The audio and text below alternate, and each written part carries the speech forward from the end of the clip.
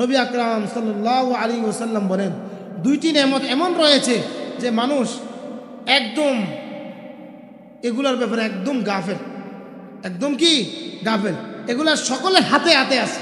দুইটা নেয়ামত একদম সকলের হাতে হাতে আছে, সকলের কবজায় আছে, সকলের আয়ত্তে আছে, তারপরে এই নেয়ামত সম্পর্কে কি গাফেল। সে দুটি বিষয় কি জানেন? এক নম্বর হচ্ছে কি আসিহাত, সুস্থতা।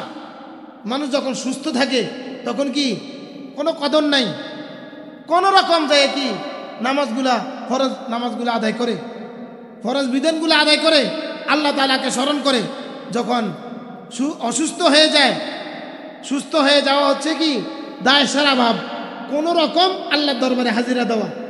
আর যখন অসুস্থ হয়ে যায় তখন কি মনে মনে ভাবে, আল্লাহ আমাকে সুস্থ করে দাও, হয়তো আমি সুস্থ হলে তোমার ঘরেই পড়ে থাকতাম, আর কোনো দিন কি নিজের দুনিয়া নিয়ে এত ব্যস্ত থাকতাম না।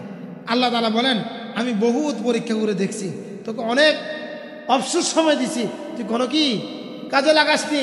এখন যে অবস্থায় আসো সেই অবস্থায় কদর কর। দেখা যাচ্ছে কি আল্লাহু আকবার, বাস্তব যারা জ্ঞানী তারা হাল বর্তমান জমানা যেটা আমার হাতে আছে সেটাকে কাজে লাগানোর চেষ্টা করে। আলহামদুলিল্লাহ, আমার উস্তাদ মুহতারাম মুফতি মুশতাকুর নবী কাসেমি এখানে কয়েকবার আসলে আপনারা দেখছেন, হুজুরে সময়ের গুরুত্ব কিভাবে লাগাইতে হয় হুজুরে আমাদেরকে তালিম দিয়ে থাকে।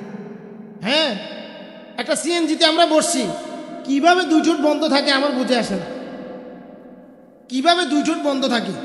একদল তো আছে মানে কি মোবাইলের রুগী, এবার সিএনজিতে উঠক, ট্রাকে উঠক, বাসে উঠক, লঞ্চে উঠক, স্টিমারে উঠক, তার মোবাইল চলতে আসে। হ্যাঁ, মনে হয় যে মোবাইলের মধ্যে কিছু হারিয়ে ফেলছে, মনে হয় যে মানে কি অনেক বছর আগের কোনো কিছু হারিয়ে ফেলছে, সেটা কি খুঁজে বের করতেছে। অথচ আমার হায়াতের একটা অংশ কেটে যাচ্ছে, আমার জিন্দিগির একটা মুহূর্ত ক্ষয় হয়ে যাচ্ছে। বরফ দেখছেন, বরফ, যারা মাছের ব্যবসা করে তারা বরফটা ভালো দেখছে। বরফ গলে গেলে এই বরফটাকে আবার কি ফিরিয়ে আনা যায়? বলেন না। বরফের গতি কি রোধ করা যায়? ঠিক দুনিয়ার হায়াত, আমার জিন্দিগির অংশ ঠিক এরকম গলতেই থাকে, ক্ষয় হইতেই থাকে। যেমন একটা বরফ যদি এরকম চাকার মতো হয়, তাহলে গলতে গলতে এক পর্যায়ে এটা কি হয়ে যাবে? শেষ হয়ে যাবে। আমার দুনিয়ার হায়াতের জিন্দিগি হচ্ছে এরকম একটা সীমিত। আমি যেভাবে ব্যয় করি সেটা কি ব্যয় হবেই হবে। এটা উদাহরণ হচ্ছে এই বরফ, আমি যে সেটাকে ভালো কাজে ব্যয় করি, খারাপ কাজে ব্যয় করি, এটা যখন তার মেয়াদ শেষ সেটা কি খতম হয়ে যায়। ঠিক তেমনিভাবে আমার জিন্দিগির হায়াত, আমার দুনিয়ার জিন্দিগি হায়াতের সময়টা আমি যেভাবে ব্যয় করি এটা কি কেটে যাবে, ব্যয় হয়ে যাবে। আর এটা যদি আমি ভালো কাজে লাগাই সেটা আমার জন্য, আখিরাতের জন্য, আমার হায়াতের বরকত হবে, আখিরাতের জন্য পুঁজি জমবে। যদি খারাপ কাজে ব্যয় করি, খারাপ কাজে ব্যয় করলে সময় কিন্তু কেটে যাবে, দুনিয়ার হায়াতও বরবাদ হইল, আখিরাতে কোনো কাজে আসলো না। লা ইলাহা ইল্লাল্লাহু ওয়াহদাহু লা শারীকা লাহু আরসালাহু বিল হাক্কি বাশীরান ওয়া নাযীরান ওয়া দাঈয়ান ইলা আল্লাহি বিইذনিহি ওয়া সিরাজাম মুনীরা। فقد قال الله تعالى في كلامه المجيد وفي فرقانه الحميد: أعوذ بالله من الشيطان الرجيم، بسم الله الرحمن الرحيم. كيف تكفرون بالله وكنتم أمواتا ثم أحياكم ثم يميتكم ثم يحييكم ثم إليه ترجعون.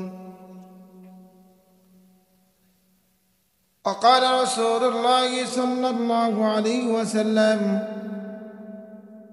الكيس من دان نفسه وعمل لما بعد الموت. وقال رسول الله صلى الله عليه وسلم من أحب لله وأبغض لله وأعطى لله ومنع لله فقد استكمل الإيمان. صدق الله العظيم. اللهم صل على محمد وعلى آل محمد كما صليت على إبراهيم وعلى آل إبراهيم إنك حميد مجيد. اللهم بارك على محمد وعلى آل محمد كما باركت على إبراهيم وعلى آل إبراهيم إنك حميد مجيد. سبحانك لا علم لنا إلا ما علمتنا إنك أنت العليم الحكيم. উপস্থিত কক্সবাজার জেলাধীন মহেশখালী থানার অন্তর্গত মাতার বাড়ি মরহুম রকিবউদ্দিন স্মৃতি ফাউন্ডেশনের উদ্যোগে আয়োজিত 14তম তাফসীরুল কোরআন মাহফিলের সম্মানিত মেহমানবৃন্দ, প্যান্ডেলে উপবিষ্ট সম্মানিত শ্রোতাবিন্দু, আল্লাহ পাকের দরবারে লাখ কোটি শুকরিয়া যে আল্লাহ পাক আমাদেরকে এই শীতের রজনীতে বিভিন্ন কর্মব্যস্ততার মাঝেও একটি দিনই মাহফিলে বসে কিছু কথা বলার এবং শোনার তৌফিক দান করেছেন। এই জন্য সবাই অন্তঃস্থল থেকে কালিমাতে শুকর আদায় করে আলহামদুলিল্লাহ। দুরূদ সালামের হাদিয়া আমরা পেশ করি রাসূল আকরাম শফি আদম সৈয়দুল মুরসালিন রাহমাতুল লিল আলামিন হাবিবে কিবরিয়া আহমদ মুস্তাফা মুহাম্মদ মুস্তাফা সাল্লাল্লাহু আলাইহি ওয়াসাল্লামের উপর। আজকে এই মহতি মাহফিলের প্রধান আকর্ষণ আমার ওস্তাদ মুহতারাম মুফতি আনিসুর রহমান আশরাফি সাহেব কিছুক্ষণের মাঝেই আপনাদের মাঝে এসে উপস্থিত হবেন। এতক্ষণ যিনি বয়ান করলেন, আমরা ছোটবেলা দেখতেছি হযরতে বয়ান করছেন, আমরা শুনছি। আলহামদুলিল্লাহ এই অসুস্থ মুহূর্তেও যথেষ্ট বয়ান করেছেন, গুরুত্বপূর্ণ আলোচনা করেছেন। আলহামদুলিল্লাহ ওয়াজ তো আসলে বক্তারা করে থাকেন, আমরা শুনতে থাকি, কিন্তু আমাদের আমল হয় কম। কি আমল হয় কম?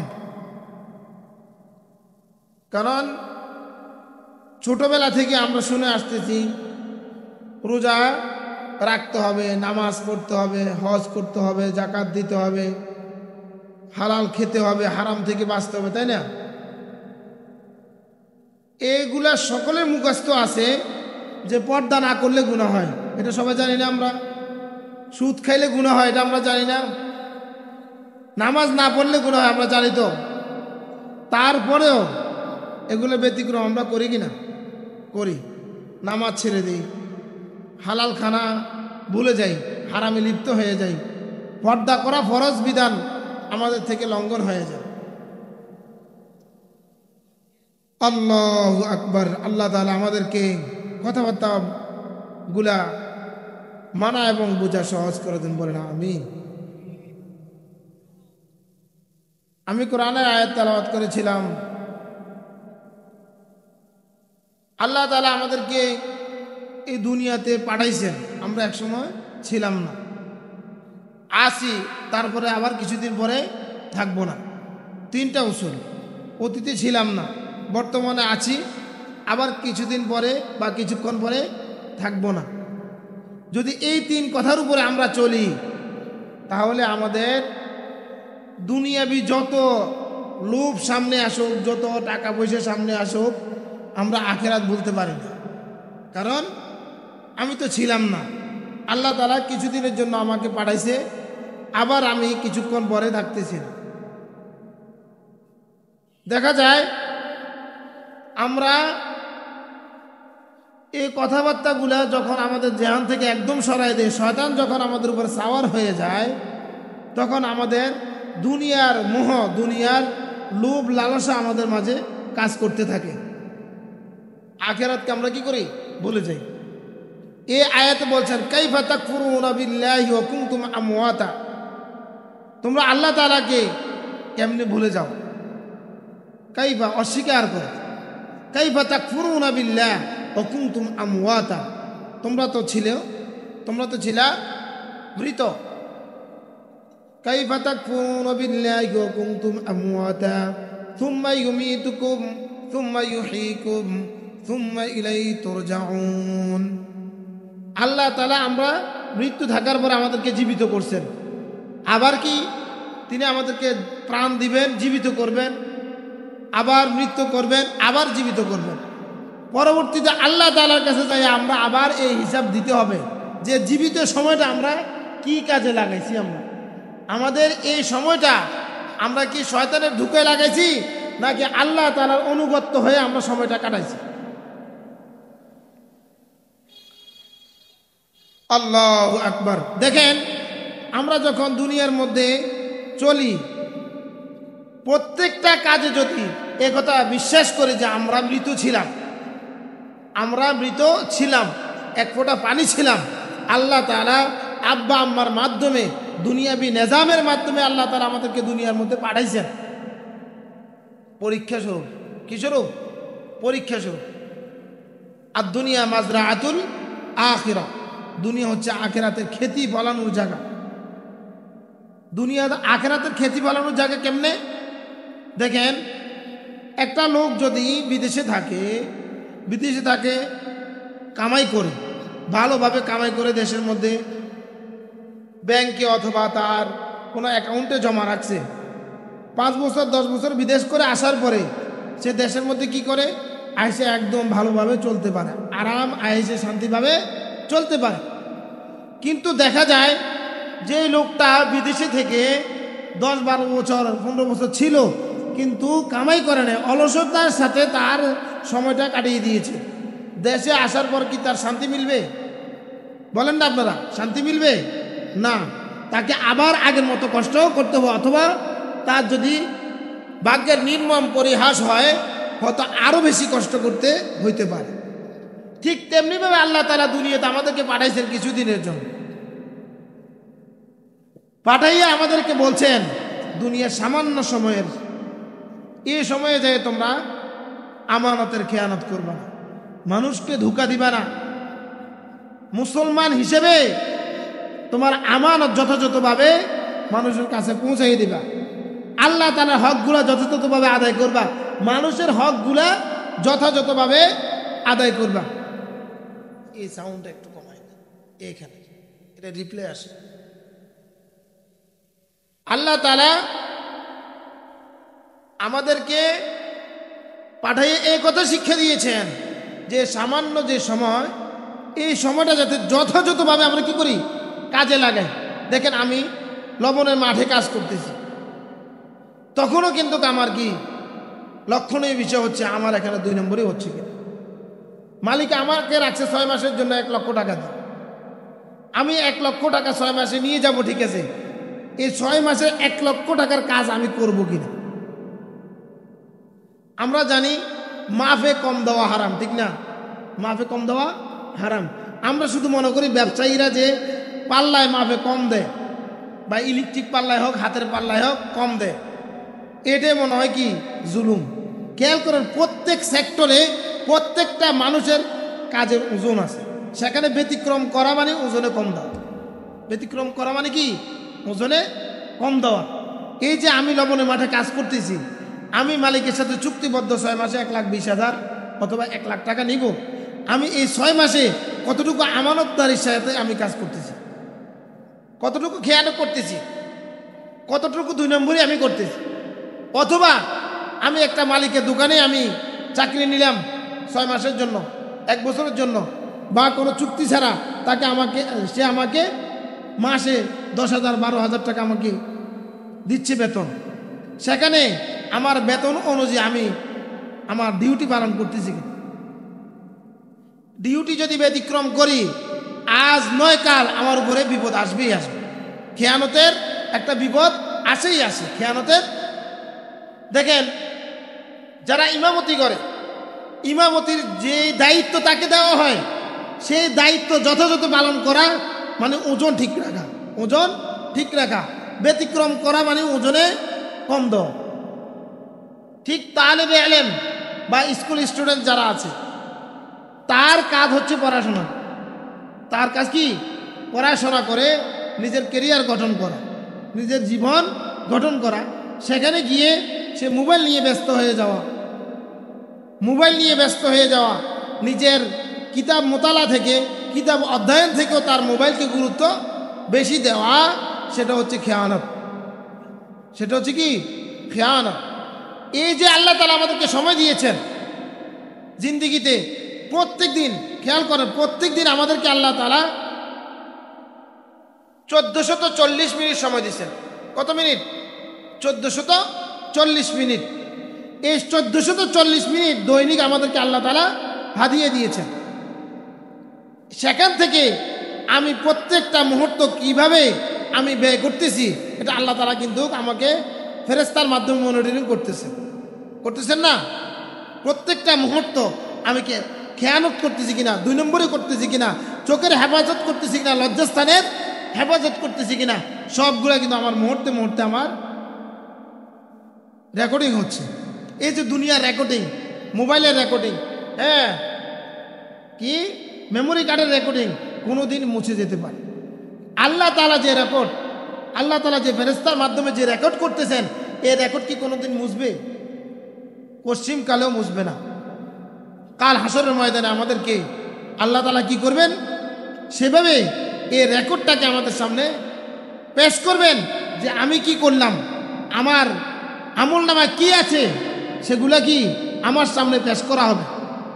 ভালো হইলে তো আমার খুশনসিব, আর যদি খারাপ হয় তাহলে আমি আফসোস করতে করতে সেখানে আফসোসে কোনো কাজ দিবে না, আফসোসে কোনো কি করবে না, কাজ দিবে না। তো আমি হাদিস পড়ছিলাম, আল কাইয়িসু মান দানা নাফসাহু ওয়া আমিলা লিমা বা'দাল মাউত। যে জ্ঞানী ব্যক্তি, জ্ঞান রাখে, যে যার বুদ্ধি বিবেক আছে, যে সে নিজের নফসকে চিনে যে আমার নফস একটা ধোঁকাবাজ, আমার নফস একটা কি ধোঁকাবাজ।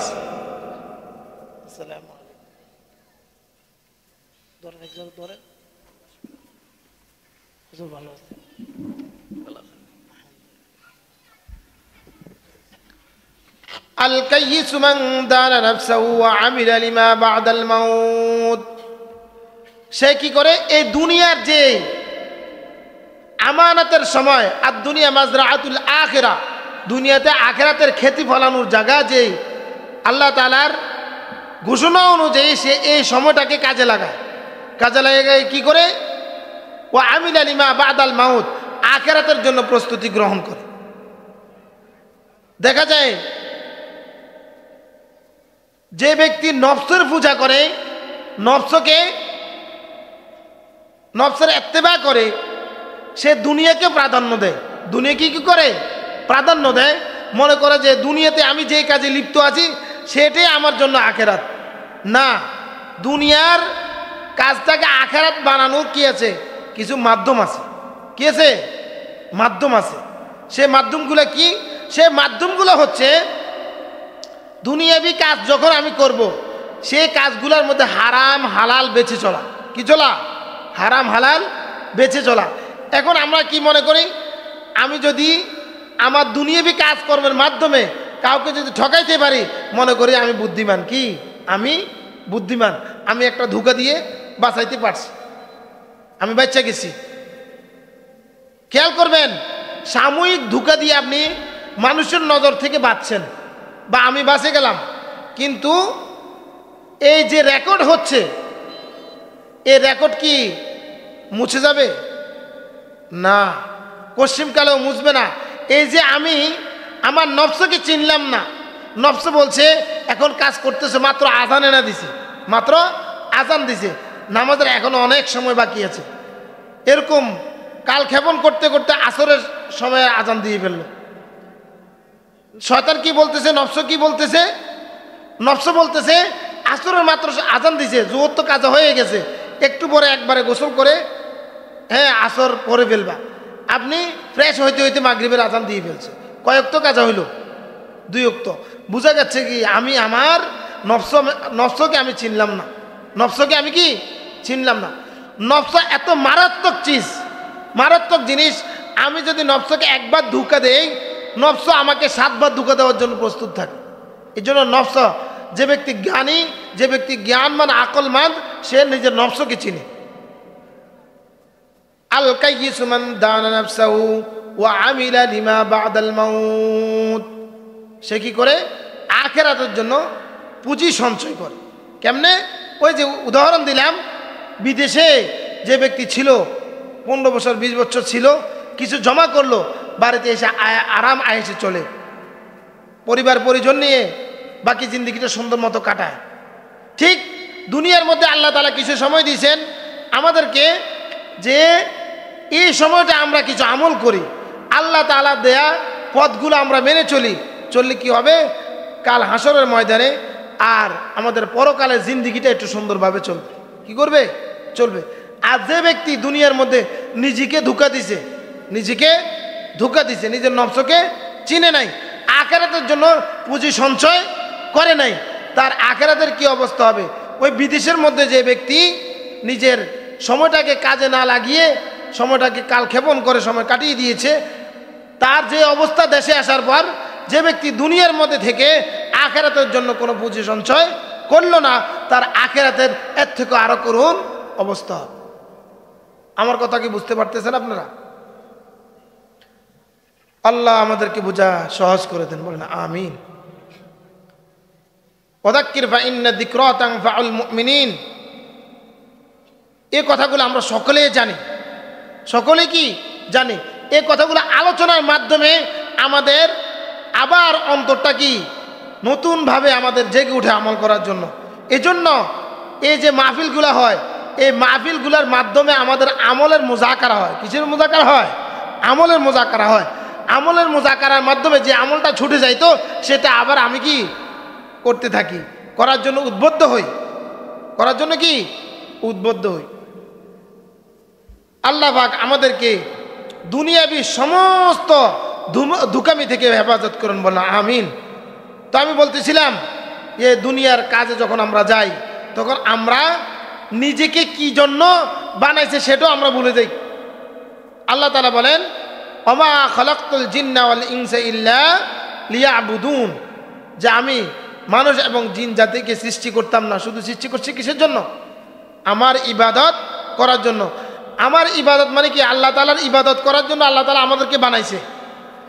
আল্লাহ তাআলা আমাদেরকে বানাইছে শুধু ইবাদত বলতে আমাদেরকে শুধু নামাজ বুঝাইছে? বলেন, শুধু নামাজ বুঝাইছে? অনেকে বলবো যে আমরা তো 5 ওয়াক্ত নামাজ পড়ি, পাক্কা মুসলমান। পাক্কা কি মুসলমান? শুধু নামাজ দ্বারা পাক্কা মুসলমান হয় না, পাক্কা মুসলমান হয় না। নামাজের পাশাপাশি অন্যান্য ফরিজাগুলা, অন্যান্য ফরজ বিধানগুলো যথাযথভাবে পালন করতে হবে, তাহলে আমি হব কি পাক্কা মুসলমান। দেখা যাচ্ছে কি আমি নামাজ পড়ি, নামাজ পড়ে আমি মাফে কম দিই, আমি নামাজ পড়ে মিথ্যা সাক্ষ্য দিই, আমি নামাজ পড়ে আমি কি সুদের লেনদেন করি, আমি নামাজ পড়ে আমি কি মোবাইলের মধ্যে যখন কথা বলি 100টা মিথ্যা কথা বলি। হ্যাঁ, দৈনিক আমাকে মুহাসাবা করতে হবে, আমলের মুহাসাবা করতে হবে, যে আমাকে যে আল্লাহ তাআলা পাঠাইছেন দুনিয়ার মধ্যে, আমার হায়াতের মাকসাদ কি? হায়াতের মাকসাদ দুনিয়াতে ব্যবসা বাণিজ্য করে কয়েকটা বিল্ডিংয়ের মালিক হওয়া নাকি? না, দুনিয়াতে বিল্ডিংয়ের মালিক হওয়া মানে দুনিয়ার হায়াতটাকে একটা আরাম আয়েশের সাথে চালানো, কিন্তু বিল্ডিংয়ের পিছনে পড়া নিষেধ। এই বিল্ডিংয়ে আমার সব কিছু, এই আমার ব্যবসা বাণিজ্য সব কিছু, এটার পিছনে পড়া কি নিষেধ। কারণ আমাদেরকে যখন আল্লাহ তাআলা দুনিয়াতে পাঠাইছেন, পাঠাইয়া এই জিনিসগুলা আমাদের নলেজের মধ্যে নবী রাসূলদের মধ্যে আল্লাহ তাআলা দিয়ে দিয়েছেন যে আমরা ফরজ বিধান শুধু নামাজ নয়, ফরজ বিধান নামাজের মধ্যে, নামাজের পরে আচ্ছা সহজ ফরজ বিধান হচ্ছে কি হালাল ইনকাম করা। কি করা? হালাল ইনকাম করা। অনেকে হালাল ইনকামটাকে হারাম বানাইয়া খায়। হালাল ইনকামটাকে কি করে? হারাম বানাইয়া খায়। সাপোজ মানে উদাহরণস্বরূপ একজনে চাকরি করে 50,000 টাকা বেতনের, একদম হালাল পিওর, সেটাকে কি করে?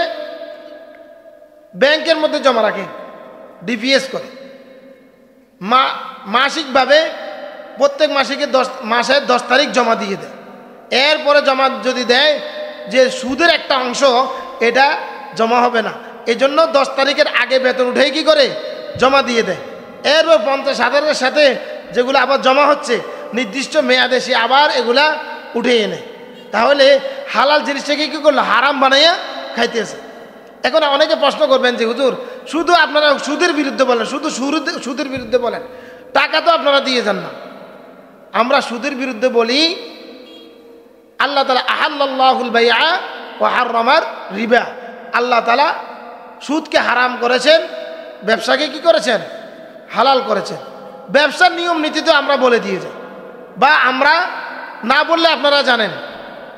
তো ব্যবসা করেন, ব্যবসার মধ্যে 2 নম্বরই হিসাবটা বাকি রাখলেই, বাদ রাখলেই আপনি দেখবেন যে ব্যবসা হালাল হয়ে যায়। এই সুদের বিরুদ্ধে আমরা বলি এজন্য যে মানুষকে জাহান্নামের পথ থেকে জান্নাতের পথ সহজ করার জন্য। আর যারা আমাদেরকে প্রত্যেক মুহূর্তে সুদের প্রতি আহ্বান করে, দেখবেন এখন কিছু কোম্পানি বাইরে হয়েছে, তারা শুধু মানুষের বাড়ি বাড়ি ঘুরে কি লোন নেওয়ার জন্য, লোন দেওয়ার জন্য। আপনার জরুরত নাই, আপনি একতলা করছেন ঘর, বলবে আপনি সামান্য একদম সামথিং ইন্টারেস্টে আমাদের থেকে কিছু লোন নেন, 2 তলার কাজটা সেরে ফেলেন। আপনি মাসে ভাড়া দিলে তো 10-15 হাজার টাকা ভাড়া আসবে।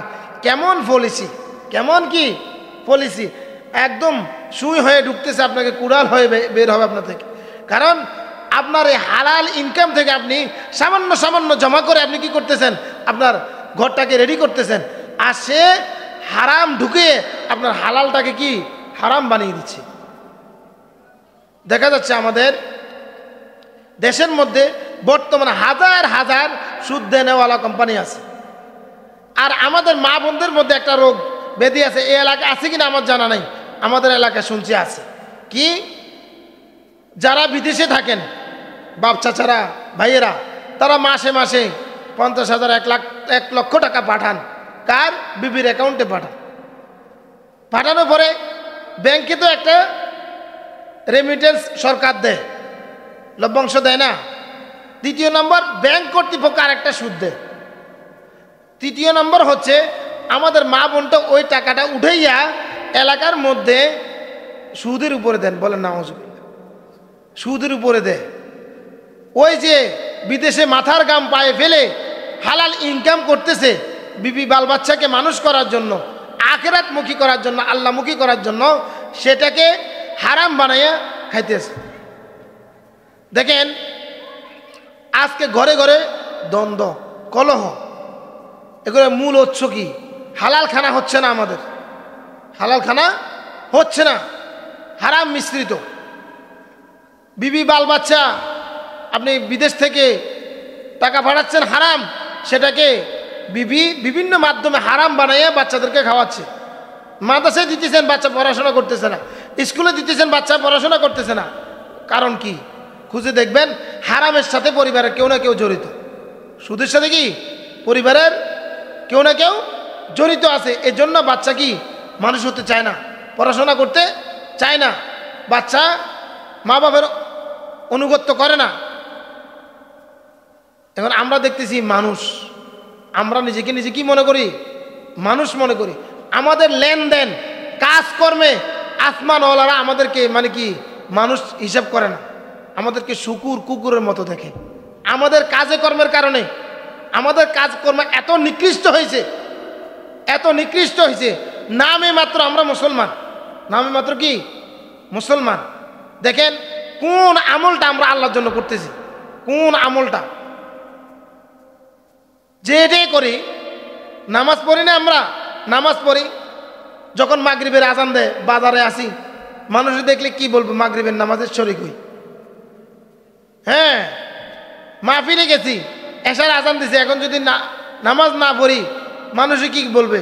সকলে নামাজে দাঁড়াইছে, আমি যে ঘুটবো মাহফিলে এসা, মানুষে খারাপ বলবে। কার ডরে নামাজে দাঁড়াই দিছি? মানুষের ডরে। ফজরে বিবি নামাজ পড়ে আমাকে ডাক দিছে, একদিন 2 দিন 3 দিনের দিন বিবি কিছু বলবে, এই ডরে উঠে আমি নামাজ পড়তেছি। তাহলে সব জায়গাত কি গায়ের উল্লাহর ডরে আমি কি করতেছি? নামাজ পড়তেছি। গায়ের উল্লাহকে ভয় করতেছি, আল্লাহকে কোনো কি ভয় করতেছি না। আল্লাহর ভয় যদি অন্তরে থাকতো, কোথায়ও অন্তরে একথা আসতো না যে মানুষে দেখবে, মানুষে কি বলবে, যদি নামাজ না পড়ি বিবি কি বলবে, বাল বাচ্চা কি বলবে, এ কথা না ভাববা ভোর রাত্রে উঠে তাহাজ্জুদ পড়তাম। কি তাহাজ্জুদ পড়তাম আমরা? দেখা যায় তাহাজ্জুদ তো দূরের কথা, ফরজ নামাজগুলা মাখলুককে দেখানোর জন্য পড়ি। অনেক লোকে যদি কি বলে যে আপনার নামাজ তো অনেক সুন্দর হচ্ছে, সালাম ফিরানোর পরে যদি জিজ্ঞেস বলে কি আপনার নামাজ তো অনেক সুন্দর হচ্ছে, এমন বোকা পরবর্তী কি কি আমল করে সব বলে দিচ্ছে। আমি হুজুর তাহাজ্জুদ পড়ি, ফজরের পরে তেলাওয়াতও করি, মাগরিবের আগে আমি তাসবিহও পড়ি। হ্যাঁ, অথচ একবার পাকিস্তানি এক জামাত আসছে, তাবলিগের জামাত, বাঙালি এক লোকে বলতেছে, ভাই আপকি সালাত তো খুবসুরত হে, আপনার নামাজ তো অনেক সুন্দর। ভাই মাই রোজাদার भी हूं। কি ভাই, মাই রোজাদার भी हूं। আমি শুধু নামাজ সুন্দর না, আমি তো নফল রোজা নিয়মিত রাখি। কি বুঝছেন না আমাদের অবস্থা? মানে আমল যেটা ফরজ সেটা তো করি না, নফল টুকটাক থাকলে এগুলো মানুষের সামনে প্রকাশ করে দিই। ফরজের খবর নাই, নফল নিয়ে বাড়াবাড়ি। অথচ নফল ইবাদত হচ্ছে ফরজের ঘাটতি পূরণের জন্য। নফল ইবাদত হচ্ছে কি ফরজের ঘাটতি পূরণের জন্য। আর আমাদের মধ্যে তো আমাদের আমলের এত দুর্গতি, অনেক ভাইয়েরা আছেন এই এলাকা আছেন কিনা জানি না, প্রতি শুক্রবারে মসজিদে হাজিরা দেয়। কি আর 7 দিন তার সাথে আর কোনো দেখা নেই। 7 দিন আর কি 7 দিনের জন্য সে হারিয়ে যায়। একদম 1 সপ্তাহ পরে মসজিদে আসে, কোন সময় ইমাম সাহেব যখন খুতবাটা নিয়ে দাঁড়ায় তখন আসে। হ্যাঁ, আর আয়সা বলে কি ইমাম সাহেব মনে হয় আজকে একটু তাড়াতাড়ি দাঁড়াই গেছে। কি একটু তাড়াতাড়ি দাঁড়াই গেছে? ইমাম সাহেব তাড়াতাড়ি দাঁড়াইছে না আমি দেরিতে আসছি? বলেন না, আমি দেরিতে আসছি। আয়সা কোনো রকম 2 রাকাত সালাম ফিরে কি দৌড়। আর 1 সপ্তাহ তার সাথে দেখা নেই। হ্যাঁ, আমাদের মধ্যে 4 ধরনের মুসল্লি আছে। কয় ধরনের? 1 ধরনের মুসল্লি আছে কি 8 নামাজ পড়ে, মানে 7টা একবার, 8-8 নামাজ। 2 নম্বর হচ্ছে কি খাট নামাজ। শুধু এলাকার মধ্যে কেউ মারা গেলে কি খাটের একটা নামাজ আছে না, কি জানাজার নামাজ। জানাজার নামাজের মধ্যে যায় ঈদের নামাজ পড়ে, খেয়াল করছেন না অনেকে? জানাজার নামাজে কি ঈদের নামাজ, জানাজার নামাজে হাত উঠানো আছে নাকি? তাকবীরের সাথে হাত উঠানো আছে। আমাদের এলাকার অনেক মুসল্লি আছে যারা দেখি কি জানাজার মধ্যেও হাত উঠায়, আবার এদিক সেদিক খেয়াল করে। ধরেন কেউ হাত উঠে না, মানে কি মনে মনে কয় সরি, মনে মনে কি সরি কয়ে আস্তে নিচের দিকে তাকায়। এগুলা কি আমরা যে মুসলমান, আমাদের যে কমতি আছে হাসির বিষয় নয়। ফরজ বিধানগুলো আমাদের মধ্যে নাই, ফরজ বিধানগুলো আমাদের জানা নাই। আরেক পার্টি আছে শুধু মাঠে নামাজ পড়ে, কি 2 ঈদে, কি 2 ঈদে শুধু তাকে দেখা যায়, আর কোনো নামাজ তাকে দেখা যায় না। শুধু 2 ঈদে আইসা মানে কি কোলাকুলির হিরিক পড়ে। যদি জিজ্ঞাসা করে আপনি কোলাকুলি করছেন, আপনি কি মুসলমান? জি বলে মুসলমান। বলে আপনি যে এই যে কোলাকুলির যে একটা দোয়া আছে, দোয়াটা পারেন? হুজুর আগে তো পারতাম, এখন পারি না। আগে তো পারতাম, পারি না করলে তো লজ্জাবোধ শরম, এজন্য কি আগে পারতাম এখন পারি না। তো এখন পারেন না এরকম আনজানজি করতেছেন কেন? আরেকজনে এত কষ্ট দিতেছেন কেন? ও সবাই করে, এই জন্য আমিও করতেছি। সবাই করে, হেবড়াও করতেছে, বুঝছেন নি? অথচ এটার ফজিলত কি? আল্লাহুম্মা জিদ মুহাব্বাতি লিল্লাহি ওয়া রাসূলি। হে আল্লাহ, আমার এবং আমার ভাইয়ের মধ্যে তুমি কি করো? আল্লাহ এবং আল্লাহর রসুলের জন্য মোহাব্বত বাড়িয়ে দাও। হ্যাঁ, আর হেবড়া কি করে? কান্দে ডলাডলি করে, অন্যরা করে এই জন্য করতে আসে। আরেক পার্টি আছে ডাট নামাজ। ডাট নামাজ মানে কি? একদম মজবুত নামাজ। আজানের আওয়াজ শুনতে দেরি, মসজিদে যেতে কি দেরি নেই। যারা সাহাবাদের নামাজের মতো নামাজ পড়তে ইচ্ছুক, হ্যাঁ, দুনিয়াবি যত কাজকর্মই থাকে, তারা কি কতক্ষণ অপেক্ষায় থাকে কতক্ষণে আজান দিবে আর আমি কি মসজিদে যাব। সাহাবায়ে কেরাম তো এমন ছিলেন, মসজিদে যেতেন, কতক্ষণে বাসায় ফিরবেন সেই মনোযোগ ছিল না। বিবিরা জিজ্ঞাসা করতো, মসজিদে যাচ্ছেন কখন ফিরবেন? তখন বলতেছে, আল্লাহ নবীর দরবারে যাচ্ছি, কখন ফিরি বলতে পারি না। আর আমাদের অবস্থা কেমন? আমাদেরকে যদি বলে মসজিদে যাচ্ছেন কখন আসবেন, এই তো মসজিদে 10 মিনিট পরে ফিরে আসতেছি, 10 মিনিট পরে ফিরে আসতে। আর সাহাবায়ে কেরামকে জিজ্ঞাসা করা হতো, আপনি তো বাজারে যাচ্ছেন কখন আসবেন? বাজারে যাচ্ছি, সামান্য সময় পরে ফিরে আসতেছি, খরচটা সেরে বা আমার জরুরত ছেড়ে আমি কি বাসায় ফিরতেছি। হ্যাঁ, আমাদের অবস্থা কি? বাজারে গেলে আমাদেরকে জিজ্ঞাসা করে, বিবি জিজ্ঞাসা করে, আপনি তো বাজারে যাচ্ছেন কখন আসবেন জিজ্ঞাসা করে, তখন আমি বলি কি বাজারে যাচ্ছি, কখন আসি বলতে পারি না। পুরো উল্টো হয়ে গেল না আমাদের অবস্থা? হ্যাঁ। قال رسول الله صلى الله عليه وسلم نعمتان مغبون فيهما كثير من الناس الصحة والفراغ। অর্থাৎ আবু হুরায়রা রাদিয়াল্লাহু তাআলা সূত্রে বর্ণিত, নবী আকরাম সাল্লাল্লাহু আলাইহি ওয়াসাল্লাম বলেন, দুইটি নেয়ামত এমন রয়েছে যে মানুষ একদম এগুলোর ব্যাপারে একদম গাফেল, একদম কি গাফেল। এগুলা সকলের হাতে হাতে আছে। দুইটা নেয়ামত একদম সকলের হাতে হাতে আছে, সকলের কবজায় আছে, সকলের আয়ত্তে আছে, তারপরে এই নেয়ামত সম্পর্কে কি গাফেল। সে দুইটি বিষয় কি জানেন? এক নম্বর হচ্ছে কি আসিহাত, সুস্থতা। মানুষ যখন সুস্থ থাকে তখন কি কোনো কদর নাই, কোন রকম যায় কি নামাজগুলা, ফরজ নামাজগুলা আদায় করে, ফরজ বিধানগুলো আদায় করে, আল্লাহ তাআলাকে স্মরণ করে। যখন অসুস্থ হয়ে যায়, সুস্থ হয়ে যাওয়া হচ্ছে কি দায় সারা ভাব, কোন রকম আল্লাহর দরবারে হাজিরা দেওয়া। আর যখন অসুস্থ হয়ে যায় তখন কি মনে মনে ভাবে, আল্লাহ আমাকে সুস্থ করে দাও, হয়তো আমি সুস্থ হলে তোমার ঘরে পড়ে থাকতাম, আর কোনোদিন কি নিজের দুনিয়া নিয়ে এত ব্যস্ত থাকতাম না। আল্লাহ তাআলা বলেন, আমি বহুত পরীক্ষা করে দেখছি, তোকে অনেক অবসর সময় দিছি, তুই কোনো কি কাজে লাগাসনি।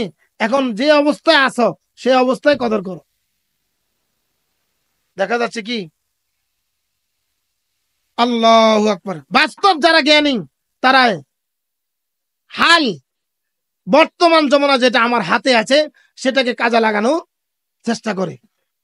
আলহামদুলিল্লাহ, আমার উস্তাদ মুহতারাম মুফতি মুশতাকুন নবী কাসেমি এখানে কয়েকবার আসছেন, আপনারা দেখছেন। হুজুরে সময়ের গুরুত্ব কিভাবে লাগাইতে হয় হুজুরে আমাদেরকে তালিম দিয়ে থাকেন। হ্যাঁ, একটা সিএনজিতে আমরা বসছি, কিভাবে 2 ঠোঁট বন্ধ থাকে আমার বুঝে আসে না। কিভাবে 2 ঠোঁট বন্ধ থাকে? একদল তো আছে মানে কি মোবাইলের রুগী। এবার সিএনজিতে উঠক, ট্রাকে উঠক, বাসে উঠক, লঞ্চে উঠক, স্টিমারে উঠক, তার মোবাইল চলতে আছে।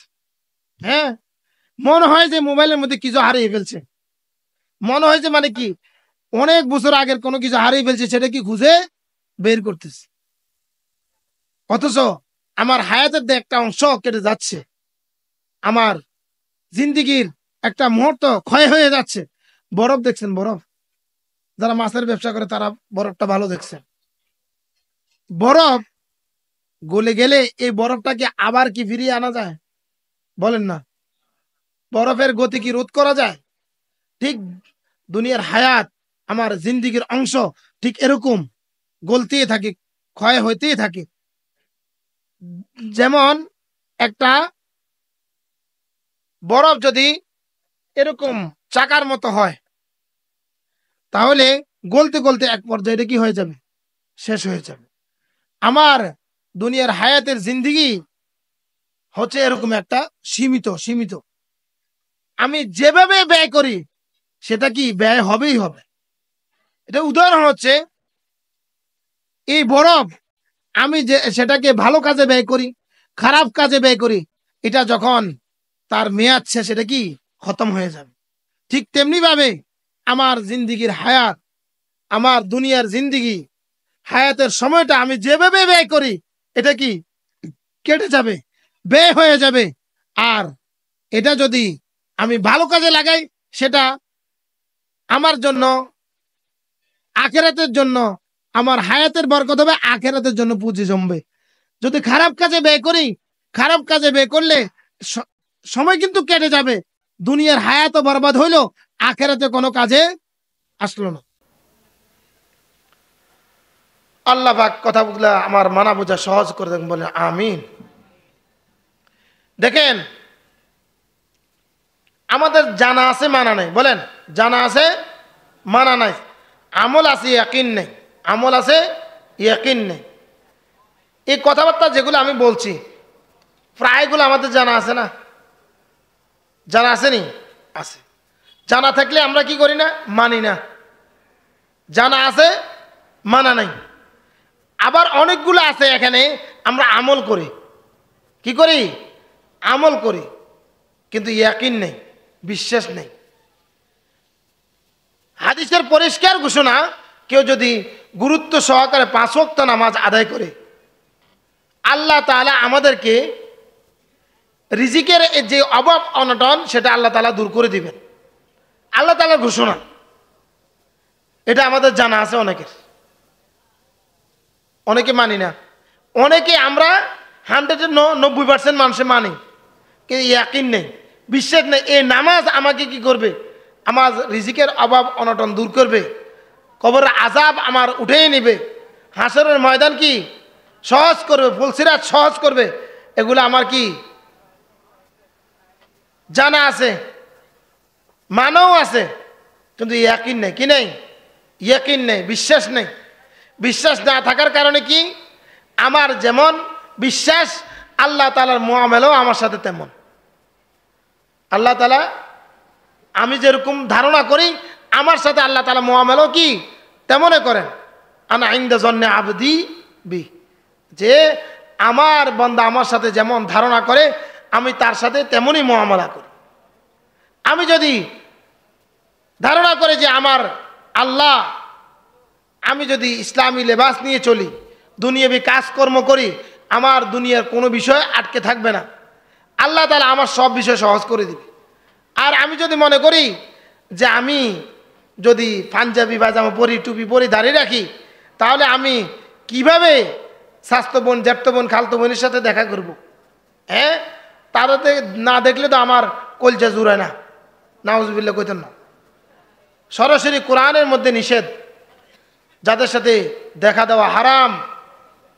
এরকম হাজার মাহফিল শুনেও কোনো লাভ নাই, এরকম হাজার মাহফিল করাইও কোনো লাভ নাই। যদি আমি বয়ান শুনলাম, রাত দিন 24 ঘন্টা এরকম নেক কাজে আমি দান করতে থাকলাম, কিন্তু কাল সকালে আমি আবার উল্টা কাজ করলাম, এগুলো হচ্ছে আমলের মুজাকারা মজলিস। এই মজলিসের মাধ্যমে আমাদের আমলগুলা যাতে জিন্দা করতে পারি, আমলগুলা যাতে আবার চালু করতে পারি। মাইকের আওয়াজ যতটুকু যাচ্ছে, মা বোনরা যারা শুনতেছি, যে পর্দা একটা বিধান, ফরজ বিধান। দুনিয়ার মধ্যে যত বেহায়া বেফনা, মানে কি বেসরা কাজ হইতেছে, বেলজ্জা কাজ হইতেছে, সবগুলা কি কিসের কারণে? বেপরদার কারণে। কিসের কারণে? বেপরদার কারণে। এই যে আমরা মোবাইল চালাই, এই মোবাইলের মধ্যে আল্লামা তকি উসমানী রহমত দামাত বারাকাতুহুল আলিয়া বলেছেন যে যাদের দৃষ্টি বড় মোবাইলের, নারীদের দৃষ্টি থেকে বাঁচাইতে পারে না, নারীদের থেকে ছাওয়া ছাড়া তার কলজা ঠান্ডা হয় না, তার জন্য টাচ মোবাইল, হ্যাঁ অ্যান্ড্রয়েড মোবাইল ব্যবহার করা জায়েজ নেই। আর যারা পারে তাদের জন্য ব্যবহার করা গিয়েছে জায়েজ আছে। এখন আমরা কে কোন পর্যায়ে আছি, আমরা একটু নিজেরা মুহাসাবা লাগাই, আমলের হিসাবটা লাগাই, যে আমি কোন জরুরতে আমি এই মোবাইলটা ইউজ করতেছি। কি জরুরত হয়ে গেল ছাত্র ভাইদের, যে আমরা কি এই মোবাইল ছাড়া আমাদের চলে না। হ্যাঁ, চিন্তা করেন, আমি একটু আগে বলে আসছি যে কাল কিয়ামতের দিন প্রত্যেকের আমলের হিসাব হবে। কি হবে? কারো আমল হবে হালকা, কারো আমল হবে কি ভারী। কিছু আমল দেখবেন যে অল্প করছে কিন্তু তার ওজন অনেক ভারী, সেটা ইখলাস ছিল, আল্লাহর জন্য ছিল, গুনাহমুক্ত ছিল, রিয়ামুক্ত ছিল। আর কিছু আমল আমরা করতেছি, আমাদের আমল দেখে শয়তানও হাসে, নফসও হাসে। তওবা বরকাব সবাহা বরলব দিল ফুরজ জৌকে গুনা মাসিয়ত রা খান্দামি আয়াত যে ইস্তিগফার মা। আমার ইস্তিগফার দেখে কি গুনাহ হাসে, গুনাহ কি হাসে। হাতের মধ্যে তাসবিহ, ইস্তিগফারের তাসবিহ, আর অন্তরে গুনার বাসনা। তাহলে আমাদের তাসবিহ দেখা, ইস্তিগফার দেখা গুনাহ হাসে কেন? আমাদের অন্তর সাফ করা ব্যতীত আমল করি যে। কারণ আমরা যে রিয়া মুক্ত হইতে পারি না, অহংকার মুক্ত হতে পারি না। আমল করাই অন্যকে দেখার জন্য, অন্যকে দেখানোর জন্য। আর কোনো কিছু করলে সেটা করি কি মাখলুককে দেখানোর জন্য। আর সব সময় অহংকার একটা যে রোগ আছে, সেটা তো আমাদের মধ্যে কাজ করতেই থাকে, কাজ করতে থাকে না। দেখেন, তাহলে আমাদেরকে চিন্তা করতে হবে, এই যে দুনিয়ার সামান্য সময়, এই সামান্য সময়টা আমরা কিভাবে কাজে লাগাইতে পারি, কিভাবে আমরা কি কাজে লাগাইতে পারি। সারা জিন্দেগি ওয়াজ শুনলাম, এই ওয়াজের আমাদের যখন কোনো আমলে পরিণত করতে পারলাম না ওয়াজটাকে, এই ওয়াজে যে তালিম দেওয়া হইল, এই তালিমটা আমি নিজের 3.5 হাত বডিতে আমি কি ফিট করতে পারলাম না, তাহলে আমার এই আজীবন যদি দৈনিকও যদি 5টা ওয়াজ শুনি, দৈনিক কয়টা ওয়াজ? 5টা ওয়াজ শুনি, তাহলে আমার ফায়দাটা কি? আমার কি ফায়দাটা কি? একটা ওয়াজ শুনলাম, এই ওয়াজ অনুযায়ী আমি আমল করতে পারি। ওয়াজ ওলামায়ে কেরাম যে ওয়াজ করেন, এগুলো কি কোরআন হাদিসের বাইরে করেন নাকি? না। হ্যাঁ, কোরআন হাদিসের বাইরে ওয়াজ করেওয়ালা কিছু লোক পুরা দেশে আছে, শুধু এলেম কালাম তো তাদের নাই। ভান্ডারীদের ওয়াজগুলো আপনারা দেখেন না? হ্যাঁ, এটার মধ্যে কোনো কোরআন হাদিস আসেনি। হ্যাঁ, সিকুলি গজল ছাড়া, হাসি তামাশা ছাড়া, হ্যাঁ এগুলা ছাড়া কোরআন হাদিসের কোনো বাণী তাদের ওয়াজে পাওয়া যায়নি। খেয়াল করবেন, কাল হাসরের ময়দানে আমার ওস্তাদ মোহতারাম আসছেন, কিছুক্ষণের মধ্যে ইনশাল্লাহ প্যান্ডেলে আসবেন, স্টেজে উঠবেন। আমরা ধৈর্য সহকারে বসি। এখনও যারা এদিক সেদিক আমরা অপেক্ষারত আছি, আলহামদুলিল্লাহ আমাদের পুরা বাংলাদেশের যিনি যুবকদের, বিশেষ করে আইডল যুবকদের দ্বীনের কাজের মধ্যে যিনি অল্প কথার মাধ্যমে অগ্রসর করতে পারেন, আমাদের ওস্তাদ মোহতারাম আল্লামা আনিসুর রহমান আশরাফি সাহেব আলহামদুলিল্লাহ আমাদের মাঝে এসে উপস্থিত হয়েছেন। বলেন সবাই আলহামদুলিল্লাহ। হুজুর অল্প কিছুক্ষণের মধ্যেই স্টেজে আসতেছেন। আপনারা ধৈর্য সহকারে এতক্ষণ বসছেন, সামান্য সময়ে আরও একটু অপেক্ষা করুন, হুজুর আসবেন। হুজুর আসা পর্যন্ত দু একটা কথা বলছি। কাল হাসরের ময়দানে আল্লাহ তাআলা আমাদেরকে জিজ্ঞাসা করবেন যে তুমি যে ভালো কাজটা করছো, বিবেককে জিজ্ঞাসা করছো নি যে এটা ভালো হচ্ছে না খারাপ হচ্ছে, কতটুকু সঠিক হচ্ছে। তোমার এ দিল দিমাগ তোমাকে সার্টিফাই করছে কিনা, সেটা কি সঠিক হচ্ছে না বেঠিক হচ্ছে। আমি যদি খেয়াল করি, আমি দুনিয়াবি একটা সামানা কিন্তু কয়েকটা দোকান যাচাই বাছাই করি যে আমার মালটা সঠিক আসবে কিনা, সঠিক হচ্ছে কিনা। কিন্তু আমি একটা আমল করব, সেটা কোরআন হাদিস অনুযায়ী সহি হচ্ছে কিনা, সঠিক হচ্ছে কিনা।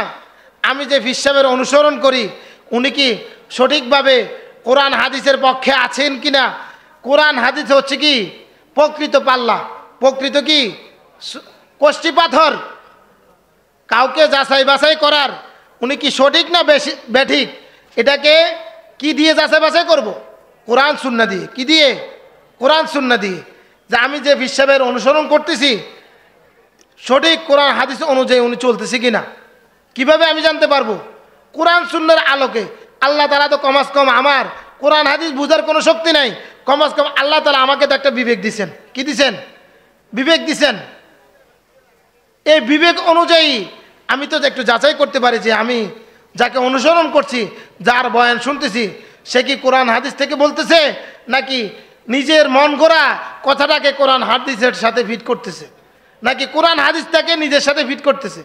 দেখবেন যারা নফসের পূজা করে, কিসের পূজা? নফসের পূজা করে।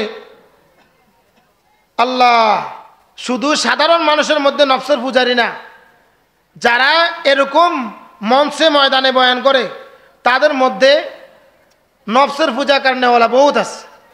এ নফসের পূজাকারীরা নিজের কথাটাকে কোরআন হাদিসের দিকে চাপাইয়ে দেয়, বলে কোরআনে আছে, হাদিসে আছে। যদি দলিল জিজ্ঞাসা করে, মানে বুম মারলে আলিফ বাড়িবে না, একটা কথা আছে না, এক লাইন আরবি পড়তে পারে না, এক লাইন, সে এরকম বড় বড় ফ্যান্ডেলে এসে বয়ান করে। একটা হাদিস সহিভাবে পড়তে পারে না, কিতাব খুলে দিলে বাংলা কিতাব দেখে হয়তো দুই একটা হাদিস মুখস্থ করে আসে, আর এটার আলোকে 2-2.5 ঘন্টা কি করতে থাকে? চিল্লাইতে থাকে। আর মাঝে মাঝে জিকির করে।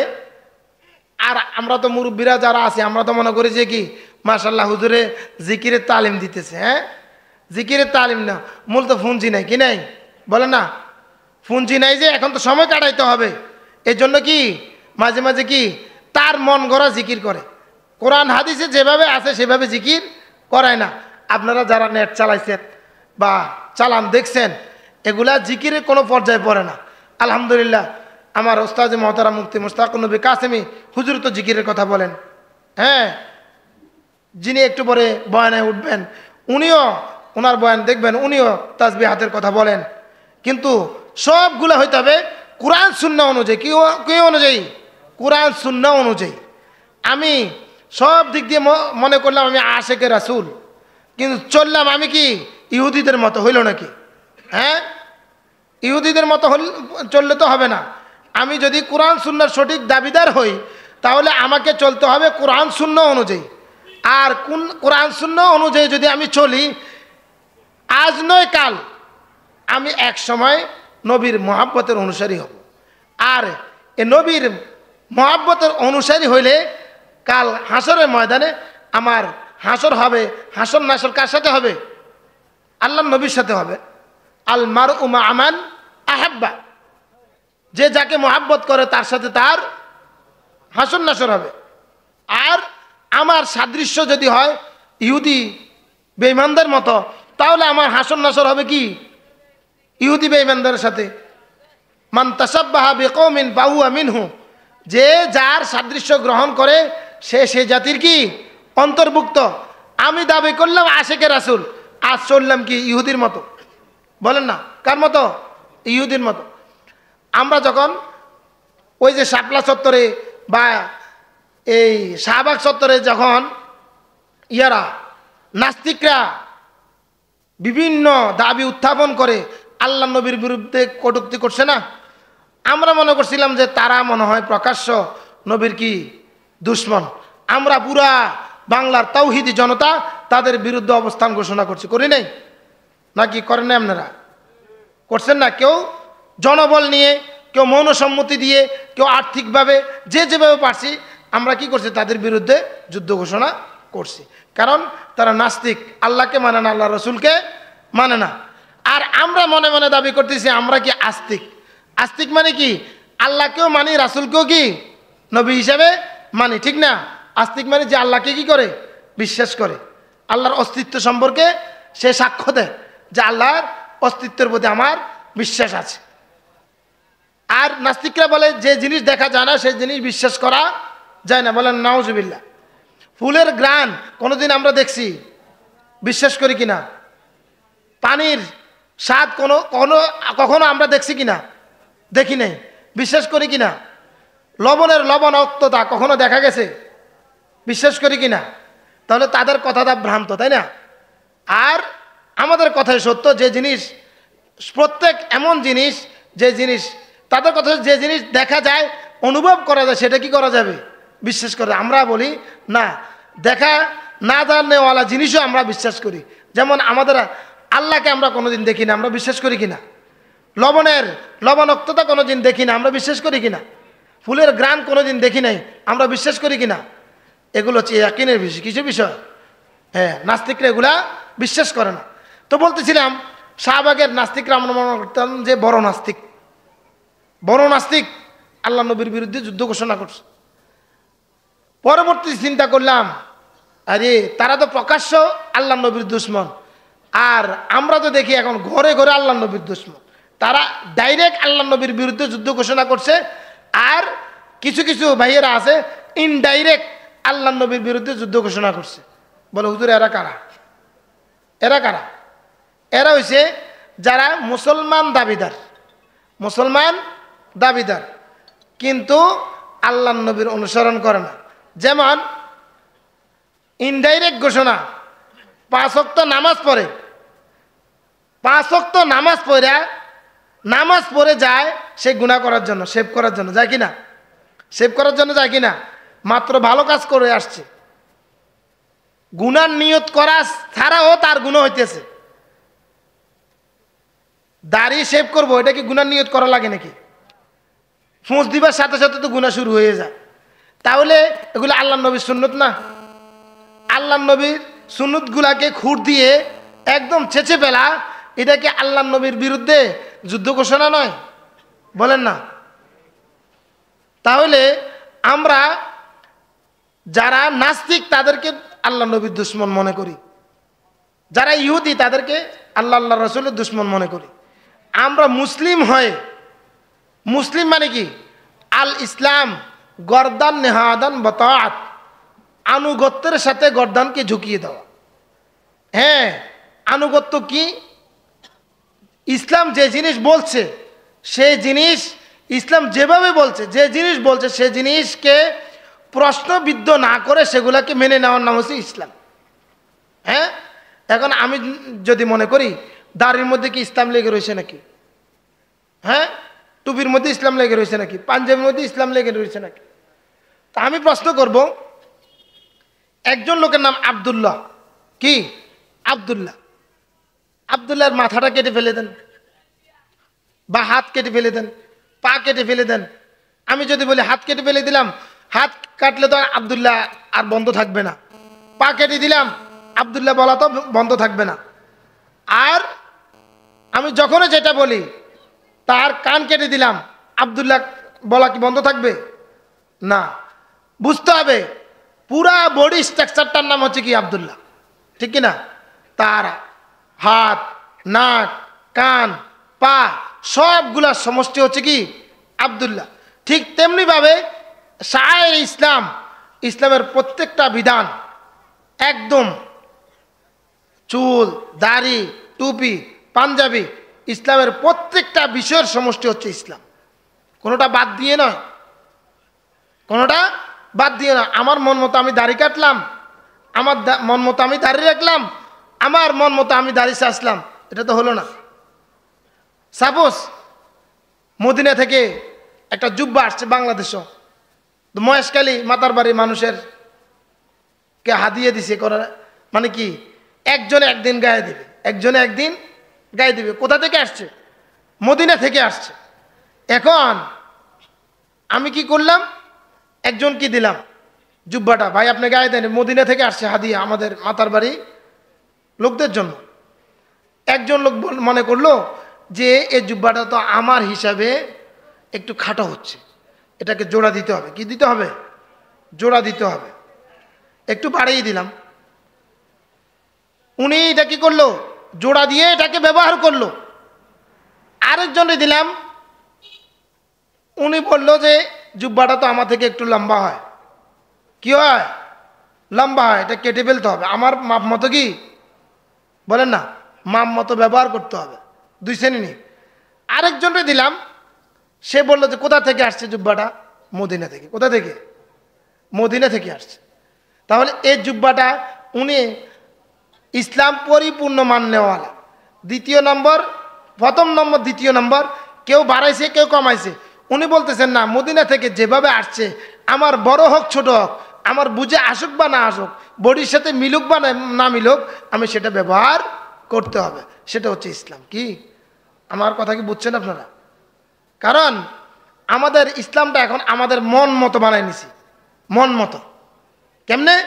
আমার মনে ধরছে আমি 2 রাকাত ফরজ পরে বার হয়ে গেলাম, সুন্নত আগে পরে কিছু বললাম না, জুমার নামাজ হোক আর অক্তিয়া নামাজ হোক, হ্যাঁ প্রত্যেকটা নামাজের আগে পরে কি আছে? সুন্নতে মুআক্কাদা আছে। কিছু কোনো নামাজের আগে আছে, কোনো নামাজের পরে আছে, কোনো নামাজের আগে পরে দুনো ভাবে আছে। কিন্তু দেখা যাচ্ছে কি আমি ছাড়তে ছাড়তে এমনভাবে হয়ে গেলাম কোনো রকম ফরজ বিধানগুলো আদায় করতেছি আমার মন মতো, ইসলামকে আমার মন মতো হয়ে গেল। কিছু মানুষ আছে আমাদের মাঝে জুমতো ইসলাম, জুমতো ইসলাম বুঝেন? ইসলাম মন মতো ইসলাম, জুমতো ইসলাম, জমের হাতে ইসলাম। জুমতো ইসলাম মানে কি? যখন প্রশাসন আমাকে লক্ষ্য করছে, আমাকে গ্রেফতার করবে, আমি ইসলামকে সুযোগ মতো আমি পাঞ্জাবি টুপি দাড়ি লাগিয়ে নিলাম, এটা হচ্ছে জুমতো ইসলাম। বুঝেন নাই?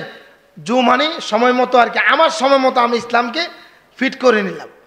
2 নম্বর হচ্ছে আমার জমের হাতে ইসলাম, আমার মন মতো যেভাবে ইচ্ছে সেভাবে কাটছাট করলাম।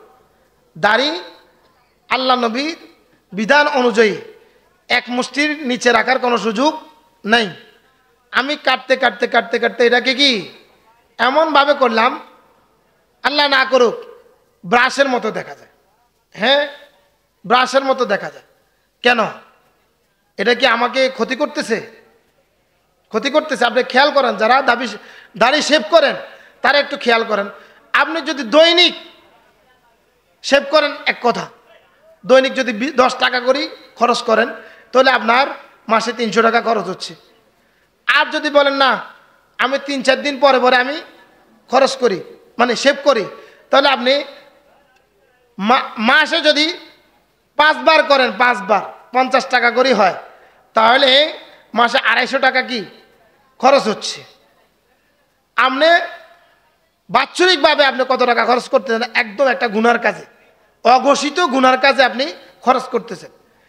এখান দিয়ে আপনার চেহারার মধ্যে, আমার চেহারার মধ্যে আমরা কি করতেছি? খুর লাগাইতেছি। ওই দিন ওইদিকে মদিনাওয়ালা আমার নবীজির কলিজার মধ্যে আমি কি করলাম? খুর লাগাই দিলাম।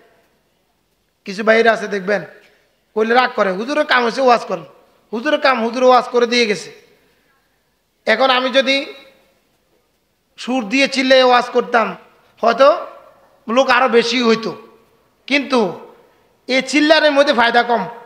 যদি এই 1 ঘন্টা কথার ভিতরে একটা কথা আমল হয়ে যায় কারো, হয়তো জিন্দিগি পরিবর্তনের জন্য বা আজকের এই মাহফিলটা কবুল হওয়ার জন্য এটা যথেষ্ট।